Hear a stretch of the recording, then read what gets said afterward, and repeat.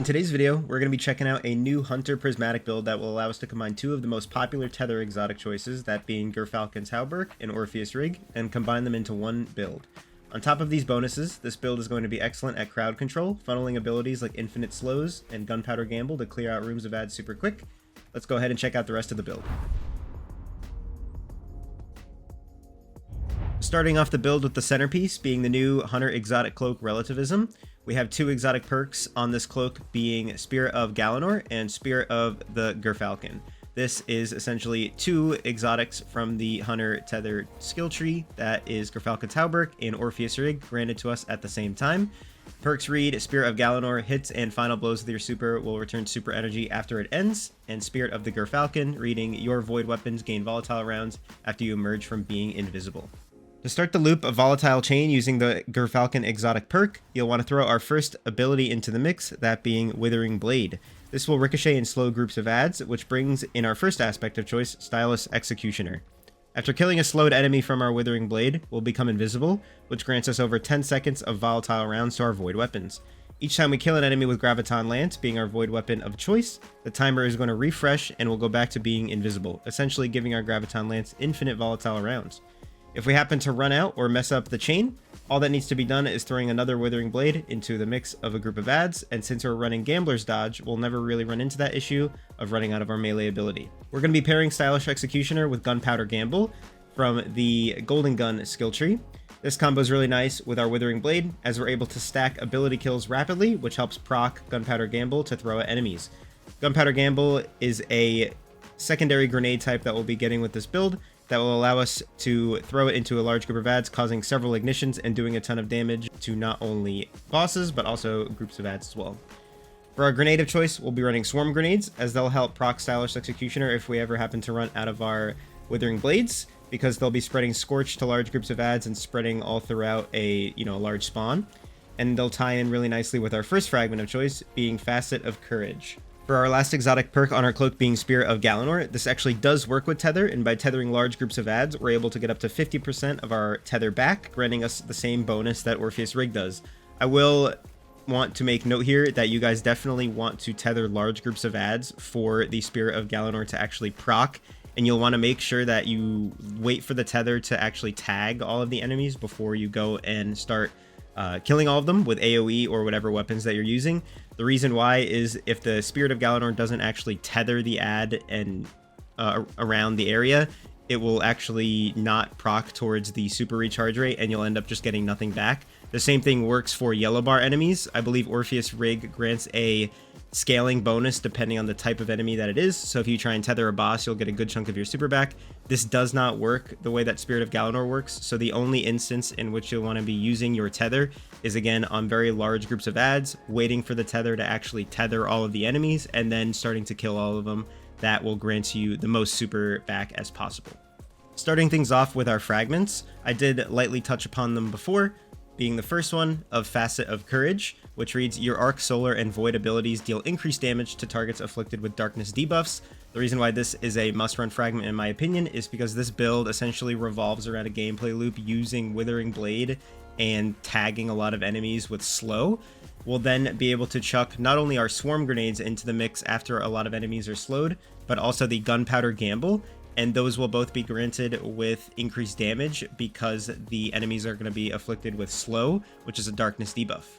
The next fragment we are going to be running is Facet of Purpose, which reads picking up an orb of power grants either amplified, restoration, frost armor, woven mail, or overshield based on the damage type of your equipped super. Since we're going to be running tether with this build, obviously we're going to be getting our void overshield by picking up our orbs. Next, we have Facet of Protection, which is obviously a must-run in PvE high-end game content, which reads, while surrounded by combatants, you are more resistant to incoming damage, and while transcendent, the effect is increased. This also grants a nice strength bonus, which helps get our Withering Blades back faster. Our next fragment that we're going to be running is Facet of Awakening, which rapidly defeating targets with light or darkness damage or super final blows generates an elemental pickup of the matching damage type. This grants a nice plus 10 resilience bonus, and because we're going to be getting rapid kills with not only Withering Blade, but Gunpowder Gamble, Swarm Grenades, a lot of abilities tie into this build, we're going to be getting elemental pickups like Fire Sprites, like Stasis Shards to grant our grenade and our melee back respectively. Our next fragment that we're going to be running ties really nicely with the weapons that we're going to be running with this build, and that is Facet of Bravery, which reads, defeating targets with grenade final blows grants volatile rounds to your void weapons, and defeating targets with powered melee final blows grants unraveling rounds to your strand weapons. We'll get into more of why we're running that fragment later, but it's essentially granting us unraveling rounds to our primary weapon of choice, and volatile rounds, or another way to get volatile rounds, to our secondary of choice, and also the heavy of choice that we're going to be running as well. In terms of loadouts for this build for weapons, there's actually 2 loadouts that I'd recommend that are both really strong and both have their upsides and downsides, but I will let you guys decide in the comments which combo you think is best. In terms of in the gameplay in the background, the first loadout that I was running with this build was the combination of Graviton Lance, followed by the Call Strand Sidearm, followed by the Edge Transit Void Grenade Launcher. We're obviously running Graviton Lance, which will grant volatile rounds by using Gerfalcon's Halberg, and this also is an excellent choice for killing groups of ads due to the Cosmology perk on the gun, which will spawn void projectiles that track down targets, which really helps do ad clear. And then on top of the volatile rounds being granted to us, this just works really well for the build. In terms of the primary that we're running, we have the Call Sidearm with Lead from Gold and One for All on it. Tying back into our fragment of choice being Facet of Bravery, this is actually going to be granted unraveling rounds by us getting kills with our Withering Blade, because the Facet of Bravery fragment reads, defeating targets with powered melee final blows grants unraveling rounds to your strand weapons. So when always using this build, I would always recommend using a void weapon followed by a strand weapon of some kind, because that will allow that fragment to really shine. In terms of our heavy weapon of choice that we're going to be running, it is Edge Transit, which is going to be our boss killer in this build. We're going to be proccing Bait and Switch by getting tags with Graviton Lance in the Call, then swapping to Edge Transit and mowing down any boss or mini boss that happens to spawn. We'll also be getting volatile rounds on Edge Transit as well, because it is a void weapon.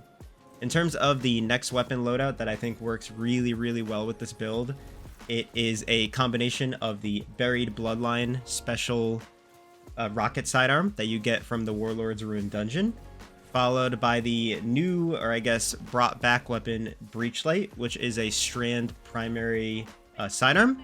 And then we also are going to be tying Hammerhead into the mix. For the weapon combos here, it's essentially the same exact thing, just with a little bit added benefits. We have Buried Bloodline and we have Breachlight. Buried Bloodline is an excellent exotic choice for this build because you are going to be getting Devour, and that's something that Graviton Lance cannot grant to you because of the perk Violent Reanimation on Buried Bloodline. When you get multiple final blows, it's going to grant Devour to the wielder, and then you could just have infinite health regen. On top of that, if you have the Buried Bloodline Catalyst, you're going to be able to weaken on hit, and that will allow you to really tie in artifact mods such as Void Hegemony and Expanding Abyss, which we'll get into a little bit later. For the strand item that we're going to be running in the primary slot, we have Breachlight. This is also going to be granted unraveling rounds by using the same fragment that we talked about earlier. I happen to get a really good perk combo on this thing, that being Slice and Hatchling, which is going to not only sever targets but spawn threadlings as well on top of the sidearm, which could honestly be seen as a great benefit. And then lastly, we have Hammerhead, which is a great ad clear weapon, which will be granted volatile rounds because it is a void weapon by using Spirit of Gerfalcon as well. Moving on to stat distributions and what to focus on for this build, keeping it really simple, we're obviously going to be prioritizing 100 resilience, followed by 100 mobility, which is going to allow us to get our Gambler's Dodge back as fast as possible, and then 100 discipline to throw as many swarm grenades as possible, which will help when we run out of Withering Blades if we happen to not have our Gambler's Dodge up, which will keep us proccing Stylish Executioner and keep those volatile rounds spreading around. Running through the build infographic here, checking out some notable mods that you will definitely want to run with this build. We have Void Siphon starting off on our helmet. This is a must run, and that's going to be granting us Orbs of Power when we get kills with our Void weapons. We're then going to be using Heavy Ammo Finder on top of Radiant Light for this combo as well. Heavy Ammo Finder is going to allow us to not only get granted ammo for our Edge Transit, but also the Call as well, since we're going to be running Lead from Gold as a perk on that sidearm. Moving on to the arms and some notable perks here, we have Heavy Handed, which is going to spawn Orbs of Power on our Withering Blade kills, along with impact induction, which is causing damage with our powered melee attack, reduces our grenade cooldown. So, you know, that just feeds into the orbs, plus getting our swarm grenades back as fast as possible. Moving on to the chest piece, we're just going to be running Void Reserves here. This is going to be a nice swap for if I ever wanted to swap this primary being Graviton Lance over to Buried Bloodline and maybe run double special for a bit, but also be granted a lot more ammo for our Edge Transit or our Hammerhead. On the legs, we're going to be running Recuperation and double Void Surge. Obviously, the surges and the weapon play in this build is a big part of it, so we want to make sure that we have surges up almost all the time. And then the reason why we're running Recuperation is to almost act as a mini Worm Husk, and I honestly don't see a lot of people doing this sometimes. When you run on your cloak, Powerful Attraction, every time you dodge, it's going to be picking up orbs of power around you, which is going to be granting health to you because of Recuperation. This almost acts as another kind of exotic, that being the Worm Husk, which will grant you health every time that you dodge.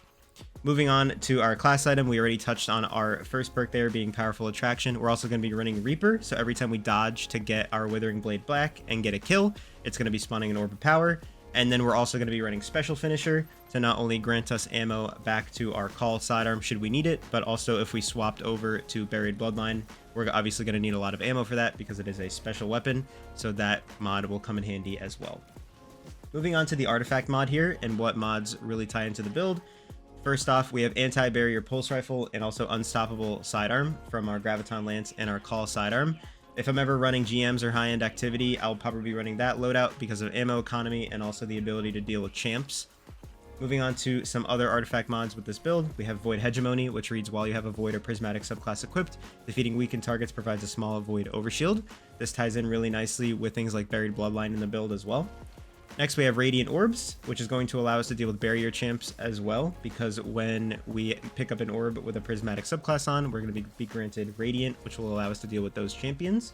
And then in the last column here, we have Expanding Abyss, which reads Void Sources deal increased damage to weakened targets. So again, if we ever run Buried Bloodline with this build, that will come in handy really well. You can also weaken targets without using Buried Bloodline if you get a melee hit with Stylus Executioner. That's the second part of the aspect. It just requires a little bit more setup and thinking on your end.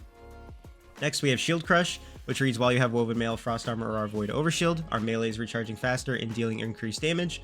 This is going to allow us to have a really high damage Withering Blade that's going to help clear out rooms of ads. Then while we're amplified to Radiant by getting Radiant Orbs previously, our grenade is going to recharge faster and deal increased damage as well. So that's just going to tie into not only the melee damage, but also the grenade damage as well. That is definitely a must-run artifact mod.